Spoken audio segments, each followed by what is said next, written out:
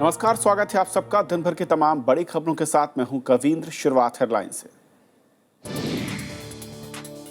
प्रधानमंत्री ने संभाली दिल्ली में बीजेपी प्रचार की कमान। 1 साल की अस्थिरता के लिए आम आदमी पार्टी को ठहराया जिम्मेदार। एनडीए को बताया गरीबों की सरकार।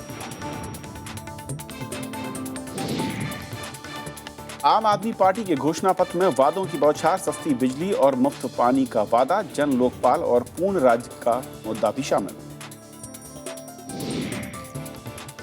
लोकसभा स्पीकर ने विकास के लिए राजनीतिक मतभेद दूर रखने की दी सलाह। लखनऊ में पीठासीन अधिकारियों का सम्मेलन।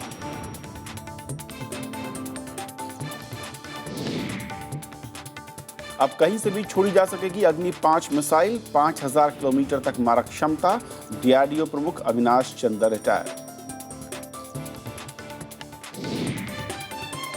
तिरुवनंतपुरम में 35वें राष्ट्रीय खेलों की रंगारंग शुरुआत। 14 दिन में होंगी 33 खेलों की स्पर्धाएं।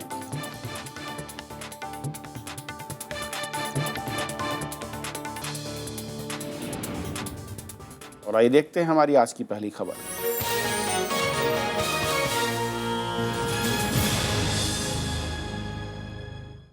आम आदमी पार्टी ने दिल्ली विधानसभा चुनाव के लिए आज घोषणा पत्र जारी कर दिया, जिसमें पार्टी ने दिल्ली को पूर्ण राज्य के दर्जे, मुफ्त पानी और आधे दाम पर बिजली के दाम, जन लोकपाल पास कराने जैसे 70 वादे किए हैं। पार्टी संयोजक अरविंद केजरीवाल ने इस घोषणा पत्र को पार्टी के लिए गीता, बाइबल और कुरान करार दिया है। उधर बीजेपी ने आलोचना की है। दिल्ली के लिए चुनाव घोषणा पत्र जारी करते हुए आम आदमी पार्टी के सभी नेता आत्मविश्वास से भरे नजर आए। इस मौके पर उन्होंने एक के बाद एक 70 घोषणाओं की झड़ी लगा दी, जिनमें जन लोकपाल बिल लाने का वादा, 20,000 लीटर तक मुफ्त पानी, 400 यूनिट तक आधे दामों पर बिजली, 24 घंटे हर इलाके में बिजली, दिल्ली को पूर्ण राज्य का दर्जा, 12वीं के बाद पढ़ाई के लिए बैंक लोन, गाँवों में 20 नए कॉलेज, पूरी दिल्ली में मुफ्त वाईफाई, महिलाओं के खिलाफ अपराधों के लिए फास्ट ट्रैक कोर्ट, महिला सुरक्षा के लिए 15 लाख सीसीटीवी कैमरे, बुजुर्गों के मुफ्त इलाज और यमुना को साफ करने जैसे वादे किए गए हैं। पार्टी ने रिटेल में एफडीआई को इजाजत न देने का रुख भी कायम रखा है। आम आदमी पार्टी की सरकार, दिल्ली वालों की सरकार, दिल्ली के लोग 15 फरवरी को शपथ ग्रहण कर लेंगे, दिल्ली के लोगों की सरकार बन जाएगी। उसके बाद क्या क्या करना है, ये सब करना है। आपके घोषणा पत्र में लुभाने के वादे तो हैं, लेकिन जो रियायत है वो 400 यूनिट बिजली और 20,000 लीटर पानी तक सीमित है। और अगर कोई इस तय सीमा से ज्यादा बिजली पानी खर्च करता है तो उसे हर यूनिट और हर लीटर पानी की पूरी कीमत चुकानी होगी। अभी तात्कालिक प्रभाव से हम 400 यूनिट तक जो लोग बिजली जिनकी खपत होती है घरेलू में, उनको हम सब्सिडी दे करके उनके बिजली के दाम आधे करेंगे। 20,000 लीटर पानी का प्रावधान है कि अगर महीने में जिनका 20,000 लीटर का खपत है उनको पानी हम फ्री करेंगे। उसके ऊपर जो है उसका चार्ज लगेगा। केजरीवाल ने किरण बेदी पर राजधानी की समस्याओं से नावाकिफ रहने का भी आरोप लगाया। उधर बीजेपी ने घोषणा पत्र को कोरा वादा बताया है, तो कांग्रेस ने पूछा है कि इतने वादे पूरे करने के लिए संसाधन कहां से आएंगे। आम आदमी पार्टी का जो मोटो है केवल वादे करना और उसको जमीन पर ना उतारना। 2013 में भी इनके पास एक मैनिफेस्टो था। आपने उसमें से कुछ भी वादे जमीन पे आते हुए देखा था क्या? वेरी सॉरी, मेरे को नहीं लगता कि मैं उनका मैनिफेस्टो पढ़ूंगी भी, क्योंकि उनके मैनिफेस्टो का ये हाल है कि दिल्ली को बिल्कुल बेहाल कर दिया। तो आम आदमी पार्टी ने 2013 में जारी घोषणा पत्र में भी जन लोकपाल बिल, दिल्ली को पूर्ण राज्य का दर्जा और बिजली पानी के मुद्दे को शामिल किया था। लेकिन पार्टी ने आज घोषणा पत्र जारी करते हुए भी ये नहीं बताया कि वो बहुमत की हालत में भी गृह मंत्रालय की इजाजत के बगैर जन लोकपाल कैसे लेकर आएगी। विपिन चौहान, राज्यसभा टीवी। तो आम आदमी पार्टी की घोषणा पत्र पर और बातचीत करेंगे। हमारे साथ आम आदमी पार्टी के सदस्य राघव चड्ढा इस वक्त मौजूद हैं। राघव, स्वागत है आपका। सबसे पहले तो राघव, 70 विधानसभा सीटें और 70 वादों वाला घोषणा पत्र, क्या ये कहा जाए हर सीट के लिए या हर सीट से आपने एक वादा लिया है? हाँ, नहीं, देखिए अपना अपना आकलन हो सकता है। मैं आपको ये बता दूं कि जो आम आदमी पार्टी का इस बारी घोषणा पत्र आया है, ये जनता के बीच बनाया गया है। ये 4 कमरों में, एयर कंडीशन कमरों में 4 विशेषज्ञों या बुद्धिजीवियों ने बैठ के नहीं बनाया, ये जनता ने बनाया है। हम पिछले 3 महीने से एक दिल्ली डायलॉग नाम कार्यक्रम कर रहे थे, जिसके अंदर हमने महिलाओं के लिए, युवाओं के लिए, ट्रेडर्स के लिए तमाम तरीके के डायलॉग्स कंडक्ट करे, डिस्कशंस करी, संवाद स्थापित करा जनता के साथ, और जनता से जो स्वभाव आए, फिर विशेषज्ञों से जो स्वभाव आए, उन सबका आर्थिक और सामाजिक चिंतन करने के बाद ये बुकलेट तैयार करी और इसमें अपने सारे जो वादे हैं उनको काफ़ी अच्छे से विस्तार से लिखा है और एक्शनेबल पॉइंट्स दिए हैं। ये नहीं कहा कि ऐसा हो जाएगा, ये बताया है कि कैसे करेंगे। ये नहीं कहा कि चांद तारे आपको दे देंगे, बट पॉइंट बाय पॉइंट बताया कि क्या क्या चीजें दी जा सकती हैं, कैसे कैसे दी जा सकती हैं। लेकिन और इसी को लेकर तो पहला सवाल ये खड़ा हो रहा है और जो आरोप लग रहा है वो ये है कि आपने जो वादे किए हैं वो जमीनी हकीकत से दूर हैं, यानी व्यवहारिक नहीं दिखते हैं और हवाई हैं। और उसका पहला रीजन ये दिया जा रहा है कि जो वादे किए गए हैं उनके लिहाज से जो फंडिंग होगी, जो फाइनेंस होगा, वो कहां से आएगा? नहीं, देखिए, हमारे विरोधी जब इस समय रियलिटी ये है, वास्तविकता ये है कि भारतीय जनता पार्टी तो अपना घोषणा पत्र ही नहीं निकाल रही। उन्होंने कबूल लिया है कि उनके पास कोई विजन नहीं है, कोई वादा नहीं है, ना ही वो सरकार बनाने की क्षमता रखते हैं, इसलिए वो ला नहीं रहे अपना मैनिफेस्टो। कांग्रेस पार्टी ने आम आदमी पार्टी का 2013 विधानसभा का मैनिफेस्टो शब्द शब्द कॉपी करके रिलीज कर दिया है, तो इसमें बचता केवल आम आदमी पार्टी का मैनिफेस्टो है। और इनकी ये जो भारतीय जनता पार्टी और कांग्रेस आरोप लगाती है कि आर्थिक चिंतन नहीं करा या इस प्रकार की वादे कर दिए जो पूरे नहीं हो सकते, तो मैं उन्हें चुनौती देता हूं, कोई ऐसा वादा बताइए जिसका आर्थिक चिंतन हमने ना करा, मैं आपको आंकड़े दूंगा, मैं बताऊंगा ये कैसे होगा। इस प्रकार की जो बातें हैं जनता में भ्रम फैलाने की कि ये नहीं हो सकता, इन्होंने वादे कर दिए, ये नहीं करेंगे, ये सब मेरे ख्याल से जनता इन चीजों को नकार दी है। राघव, बेहतर समझा सकते हैं आप, जहां तक मेरी जानकारी, आप चार्टर्ड अकाउंटेंट हैं और फाइनेंस को बेहतर समझते हैं, लेकिन 2-3 बड़ी चीजें मैं समझना चाहूंगा। सब्सिडी की बात हो रही है, बिजली दरों को कम करने की बात हो रही है, वाईफाई देने की बात हो रही है, बहुत सारे लोगों को रोजगार देने की बात हो रही है। इसके लिए एक फंड तो चाहिए होगा, और जो टैक्स है वो एक लिमिटेड है, दिल्ली के अंदर सीमित संसाधन है सरकार के पास। कैसे आप मैनेज करेंगे, सवाल ये उठता है। जी, मैं आपको बताता हूं, देखिए, ये वादे लगते हैं थोड़े बड़े, पर इनकी जो आर्थिक खर्च जो आता है, इकोनॉमिक प्रूडेंस जहां तक सवाल है, वो कुछ इतना ज्यादा नहीं है। मैं आपको समझा देता हूं कैसे। जैसे बिजली का आपने कहा, बिजली का हमने ये कहा कि हम एक टेम्पररी सब्सिडी देंगे जब तक सीएजी का ऑडिट नहीं हो जाता। सीएजी का ऑडिट, मीटर की revision, meter audit, slab revision, सस्ते दामों पे बिजली खरीदना, जैसे यूपी सरकार 4 रुपए पे खरीदती है, वही बिजली दिल्ली सरकार 6 रुपए पे खरीदती है। इस प्रकार के जो गैप है इसको मिटाना। तो ये सारी चीजें करने के बाद 50% बिजली का दाम अपने आप कम आ जाएगा। और जब ऑडिट खत्म होगा इन बिजली कंपनियों का, जिनमें तमाम तरीके के घपले दिल्ली की पूरी जनता जानती है, अपने आप 50% से ज्यादा बिजली के दाम कम होंगे। परंतु जब तक वो नहीं होता है, तब तक हमने एक लिमिटेड 400 यूनिट तक 50% की सब्सिडी दी, जिसका खर्च हमारे हिसाब से कोई 250 करोड़ पर क्वार्टर आता है। 3 महीने में ऑडिट खत्म हो जाएगा, तो 250 करोड़ की मामूली सब्सिडी दी। अभी आपने देखा गुजरात की मुख्यमंत्री बनी आनंदीबेन पटेल, उन्होंने मुख्यमंत्री बनते हुए 400 करोड़ का अपने लिए जहाज खरीद लिया। अब आप बताइए, यहां एक मुख्यमंत्री है जो 250 करोड़ जनता को बिजली की सब्सिडी दे रहा है, दूसरा मुख्यमंत्री है जो 400 करोड़ का जहाज खरीद रहा है। तो अब बताइए आर्थिक चिंतन किसका अच्छा है? नहीं, चलिए, आपने कहा कि फंड का जुगाड़ करें। मैं दूसरे वाईफाई सिटी क्या जी राघव, दूसरे मैं मुद्दे पे आ रहा हूं जो कि एक और अव्यावहारिक कहा जा रहा है। दूसरा ये है कि भी आपने पूछा था जी, दूसरा मुद्दा ये है कि दिल्ली में कानून व्यवस्था जो कि केंद्र के अधीन है, सुरक्षा, महिलाओं की सुरक्षा को लेकर राज्य सरकार निशाने पर रहती है, और आपको इसका बेहतर अनुभव होगा जब आपने 49 दिन की सरकार चलाई थी। इसे कैसे बदलेंगे? क्या इसके लिए फॉर्मूला होगा? देखिए, आर्टिकल 239AA संविधान का ये कहता है कि दिल्ली एक जो राज्य है उसके अंदर 3 चीजें नहीं आएंगी, यानी कि पुलिस नहीं आएगी, कानून व्यवस्था नहीं आएगी और जमीन नहीं आएगा, डीडीए नहीं आएगा। जहां तक आम आदमी पार्टी का सवाल है, आम आदमी पार्टी सदैव दिल्ली के पूर्ण राज्य के दर्जे के लिए खड़ी है, और भारतीय जनता पार्टी भी 1993 से अपने हर घोषणा पत्र में यह कहती रही है कि हम दिल्ली को पूर्ण राज्य का दर्जा देंगे। तो मेरे ख्याल से भारतीय जनता पार्टी को खुशी होनी चाहिए कि आप जो दिल्ली में आम आदमी पार्टी की सरकार बनने जा रही है, उनका वादा भी वही पूर्ण राज्य वाला है, तो उनको देने में कोई आपत्ति नहीं होनी चाहिए। परंतु ऐसा एक अनलाइकली सिचुएशन लेके चले, आम आदमी पार्टी ने, आप जानते होंगे, दिल्ली के अंदर 12,000 होमगार्ड सिक्योरिटी मैन है। ये सिक्योरिटी मैन अक्सर आप देखते हैं जो बाबू होते हैं, आईएएस अफसर होते हैं, उनके यहाँ ड्राइवरी का काम करते हैं या उनकी गाड़ी साफ करने का काम करते हैं, उनको वापसी लिया जाएगा और 12,000 जो ये होमगार्ड सिक्योरिटी है इनके लिए सिक्योरिटी एजेंसी महिला सुरक्षा दल बनाया जाएगा।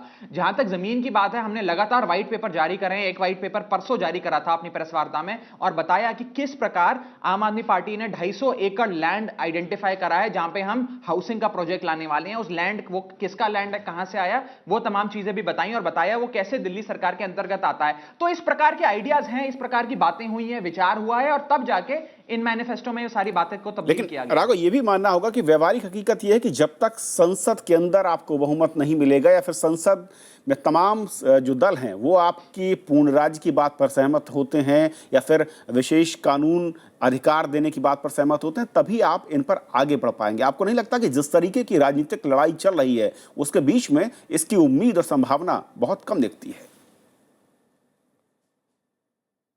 देखिए, अगर संभावना कम दिखती है तो हमने किस प्रकार के विकल्प तैयार रखे हैं वो मैंने आपको बता दिया कि सुरक्षा, लॉ एंड ऑर्डर, पुलिस, जमीन, ये सारे मुद्दों पे मैंने आपको अपना विचार बताया और अगर आप हमारा मैनिफेस्टो देखेंगे तो आप डिटेल में उसे और जान पाएंगे। जहां तक बात है संभावना की, देखिए जैसा कि मैंने कहा, भारतीय जनता पार्टी और कांग्रेस दोनों पार्टियां सदैव से कहते रही हैं कि दिल्ली को पूर्ण राज्य का दर्जा देना चाहिए। उसमें अक्सर जब बहस होती है तो 2-3 चीजें सामने आती हैं कि दिल्ली के अंदर कुछ सेंसिटिव इलाके हैं, जैसे कि आप देखते हैं एम्बेसी एरिया है या कैंटोनमेंट एरिया है या वीआईपी एरिया है जहां प्रधानमंत्री का घर है, उन एरियाज को शायद दिल्ली सरकार के अंतर्गत वे नहीं लाना चाहते। इसके लिए भी आम आदमी पार्टी ने प्रपोजल तैयार करा हुआ है कि किस प्रकार से बाकी सारी दिल्ली को दिल्ली सरकार के अंतर्गत ला दिया जाएगा और ये जो सेंसिटिव एरियाज हैं ये होम मिनिस्ट्री अपने अधीन रख सकती है, परंतु जो बाकी है जैसे साकेत, नरेला, बादली, बाबरपुर, ये तमाम एरिया ही इसमें गृह मंत्री और गृह मंत्रालय का हस्तक्षेप होने का कोई सवाल ही नहीं उठता। इनकी कानून व्यवस्था, इनकी जमीन, इस तमाम तरीके की जो चीजें जो संविधान का आर्टिकल 239AA रोकता है वो इसमें आ सकती हैं। तो उसके लिए मेरा ऐसा मानना है कि भारतीय जनता पार्टी का प्रपोजल अच्छे हो सकते हैं, लेकिन क्या केंद्र की सरकार आपके प्रपोजल पर हामी भरेगी? सवाल यह है, क्योंकि आपकी सीधी लड़ाई उसी के साथ है।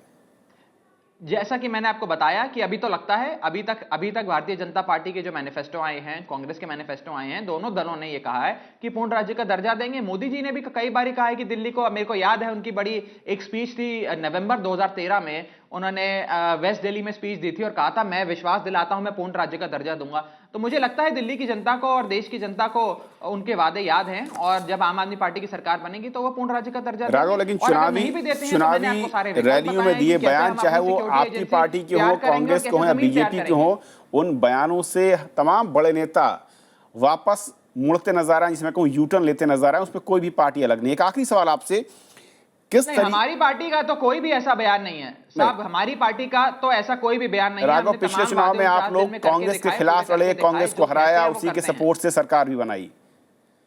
हर पार्टी, इसमें कोई भी पार्टी अपवाद नहीं है। राघव, बात कर रहा हूं, वो तो रेफरेंडम था, वो वादों पे किया गया था। हमारे पास कोई भी पार्टी अपवाद नहीं है। अपवाद बनने के लिए एक्सक्यूज हो सकता है कि आपने रेफरेंडम लिया। चलिए, उस बहस पे न जाके काफी सवाल के साथ मैं खत्म करूंगा चर्चा को। सवाल है कि कुछ और वादे हैं कि नियमित करने के लिए जो ठेकेदारी के लोग हैं, पिछली सरकार में भी ये प्रयास करने की कोशिश शायद आपने की, लेकिन कहा यह गया कि ये तुरंत हल नहीं हो सकता है। क्या वाकई व्यवहारिक दिख रहा है इस बार भी? नहीं, देखिए, ये हमारे विरोधी दल के लोग हैं, वो इस प्रकार की बयानबाजी करते हैं जिस प्रकार का आप सवाल पूछ रहे हैं। यदि आपने ध्यान से पढ़ा होता दिल्ली सरकार ने क्या क्या काम करा अरविंद केजरीवाल जी ने, तो आपको इस बात का ज्ञान होता कि 22,000 ऐसे थे। एक कमेटी बनाई गई थी कि कैसे कॉन्ट्रैक्चुअल लेबर को परमानेंट में तब्दील करा जाए और उसके जब तक नतीजे आए थे 22,000 लोगों को कर भी दिया था और वो कार्रवाई बाकायदा चल रही थी। और इस बार भी हमारा नारा यही है कि जो भी नॉन परमानेंट कॉन्ट्रैक्चुअल लेबर है उसको परमानेंट में तब्दील करा जाएगा। उसका पूरा रोड मैप है हमारे पास, अपने मैनिफेस्टो में लिखा है इस बात में। चलिए राघव, बहुत बहुत शुक्रिया बातचीत करने के लिए आपका। तो ये थी हमारी पहली खबर। छोटा सा ब्रेक के उस पार दिन भर की दूसरी बड़ी खबर। घोषणा पत्र जारी करने के अलावा आम आदमी पार्टी ने ईवीएम मशीन पर भी सवाल खड़े किए हैं। पार्टी नेता अरविंद केजरीवाल ने चुनाव आयोग से मुलाकात करके ईवीएम मशीनों में गड़बड़ी पर अपनी चिंता जताई। उधर बीजेपी के नेता भी आज चुनाव आयोग पहुंचे। बीजेपी ने किरण बेदी पर कथित अभद्र टिप्पणी के मामले में कुमार विश्वास के खिलाफ शिकायत की। दिल्ली चुनावों में हर रोज कोई न कोई नया मुद्दा सामने आ रहा है। ताजा मामला ईवीएम मशीनों में गड़बड़ी को लेकर खड़ा किया गया है। ट्वीट में केजरीवाल ने कहा कि ऐसी शिकायतें सामने आई हैं जिसमें ईवीएम का बटन दबाने पर वोट किसी दूसरे दल को पड़ जाता है। जनता के बीच में वोटिंग मशीनों को लेके एक बहुत बड़ी शंका है। कई बार मशीनों में ऐसे होता है, बटन कोई भी दबाओ, बत्ती जो जलती है वो किसी एक पार्टी की जलती है। उधर आम आदमी पार्टी के नेता कुमार विश्वास के बयान को लेकर बीजेपी ने आपत्ति जताई है और इसकी शिकायत चुनाव आयोग से की है। कुमार विश्वास ने शुक्रवार को चुनावी रैली में किरण बेदी के खिलाफ आपत्तिजनक भाषा का इस्तेमाल किया था। और आपके लिए कानून का कोई मतलब नहीं है, आप जो मर्जी चाहेंगे यूज करेंगे। आप इस तरह की धमकियां देंगे कि हम कोर्ट में चले जाएंगे, तो इलेक्शन कमीशन को इसके बारे में सोचना चाहिए कि किस प्रकार की कार्रवाई उनको करनी है। बीजेपी की सीएम पद की उम्मीदवार किरण बेदी ने कुमार विश्वास के खिलाफ पुलिस में आपराधिक मामला भी दर्ज कराया है। उधर कुमार विश्वास ने अश्लील टिप्पणी की बात से इनकार किया है। विपिन चौहान, राज्यसभा टीवी। आरोप प्रत्यारोपों के बीच प्रधानमंत्री नरेंद्र मोदी ने दिल्ली में प्रचार की कमान संभाल ली। दिल्ली में पहली चुनावी रैली कहें तो उन्होंने आम आदमी पार्टी पर आज हमला बोला। नरेंद्र मोदी ने उम्मीद जताई कि दिल्ली की जनता इस बार पुरानी गलती नहीं दोहराएगी। प्रधानमंत्री नरेंद्र मोदी की पूर्वी दिल्ली की सीबीडी ग्राउंड में हुई इस रैली में निशाने पर आम आदमी पार्टी रही। उन्होंने पार्टी का नाम नहीं लिया, लेकिन एक के बाद एक आरोपों के बाद आम आदमी पार्टी को झूठा करार दिया। एकाध बार झूठ चल जाता है, एकाध बार लोगों की आंख में धूल झोंक करके कुछ पाना सरल हो जाता है, लेकिन बार बार लोगों की आंख में धूल झोंक करके कोई सफलता प्राप्त नहीं कर सकता है। प्रधानमंत्री ने बीजेपी की सीएम उम्मीदवार किरण बेदी की भी जमकर तारीफ की। प्रधानमंत्री ने कहा कि केंद्र और राज्यों में अगर एक ही दल की सरकार होती है तो इससे बेहतर तालमेल बैठाया जा सकता है। दिल्ली की जनता ने विधानसभा के चुनाव में कमी रह गई थी, उस कमी को पूरा करने के लिए लोकसभा के चुनाव में ताकत दिखा दी। वही दिल्ली इस चुनाव में विधानसभा में 2/3 बहुमत के साथ भारतीय जनता पार्टी को स्थिर सरकार बनाने का अवसर देगी। नरेंद्र मोदी ने दिल्ली की जनता से विकास के नाम पर वोट मांगे और प्रधानमंत्री जन धन जैसी योजनाओं को उपलब्धियों के तौर पर गिनाया।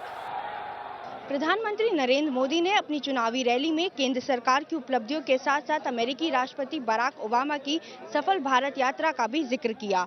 गौरतलब है, इससे पहले विपक्षी दलों ने भी अमेरिकी राष्ट्रपति बराक ओबामा की इस यात्रा को दिल्ली चुनावों से जोड़ बीजेपी पर कई तरह के आरोप लगाए थे। कैमरा पर्सन DK पांडे और अपने सहयोगी प्रणव गोस्वामी के साथ अनु दीवान, राज्यसभा टीवी, दिल्ली। दिल्ली विधानसभा चुनाव में पहली बार तिब्बती शरणार्थी भी वोट कर सकेंगे। हालांकि ये सुविधा उन्हीं को मिलेगी जिनका जन्म 1950 के बाद भारत में हुआ है। चुनाव आयोग ने सभी राज्यों को ऐसे मतदाताओं को वोटर लिस्ट में शामिल करने का आदेश दिया है। चुनाव आयोग के तिब्बती शरणार्थियों के वोट के अधिकार के फैसले पर मिली-जुली प्रतिक्रिया मिली है। तिब्बती शरणार्थियों का कहना है कि ये उनके लिए राहत भरी खबर है। हमको ये अपॉर्चुनिटी मिल रहा है कि हम रिपोसी नहीं है, हम भी वोट दे सकते हैं, हम भी अपना सरकार बना सकते हैं।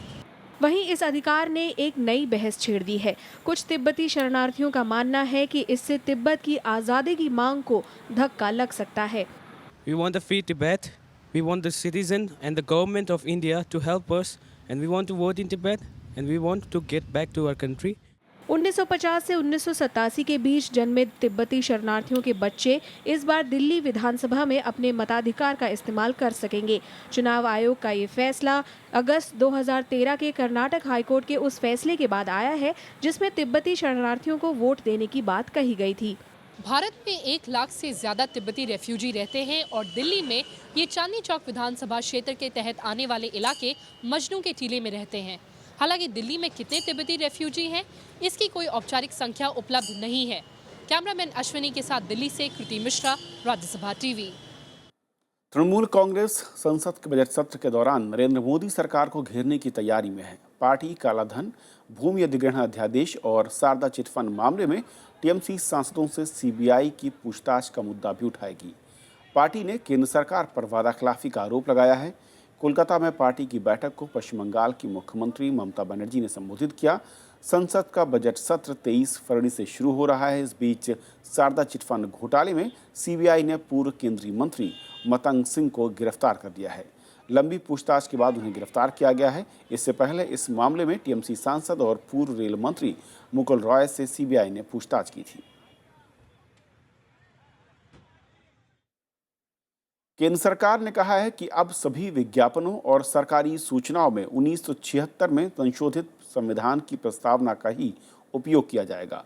सूचना और प्रसारण मंत्री अरुण जेटली ने चिट्ठी लिखकर डीएवीपी और दूसरे विभागों के अधिकारियों को यह सुनिश्चित करने के निर्देश दिए हैं। दरअसल मंत्रालय ने गणतंत्र दिवस पर विज्ञापन में संविधान की मूल प्रस्तावना छापी थी। इसमें धर्मनिरपेक्ष और समाजवादी शब्द शामिल नहीं थे। 1976 में 42वें संविधान संशोधन के जरिए दोनों शब्द प्रस्तावना में जोड़े गए हैं। देश के मिसाइल कार्यक्रम ने आज एक नई उपलब्धि हासिल की। सबसे लंबी दूरी तक मार करने वाली परमाणु मिसाइल अग्नि 5 को पहली बार कनस्तर तकनीक से छोड़ा गया, यानी इसे अब कहीं भी बड़ी आसानी से ट्रांसपोर्ट कर छोड़ा जा सकता है। राष्ट्रपति प्रणब मुखर्जी और प्रधानमंत्री नरेंद्र मोदी ने इस कामयाबी पर वैज्ञानिकों को बधाई दी है। ओडिशा के नजदीक व्हीलर द्वीप से अग्नि 5 का ये परीक्षण अपने आप में अनूठा है। स्वदेश निर्मित अग्नि 5 को शनिवार सुबह करीब 8 बजे खास तरह के कनस्तर के सहारे लॉन्च किया गया, जिसके बाद अब इसे सड़क से भी लॉन्च किया जा सकता है। अग्नि 5 नेविगेशन, वॉरहेड और इंजन के मामले में नई तकनीक से लैस है। 5000 किलोमीटर की मारक क्षमता वाली इस मिसाइल को कुछ और परीक्षणों के बाद साल भर के अंदर सेना को सौंपने की योजना है।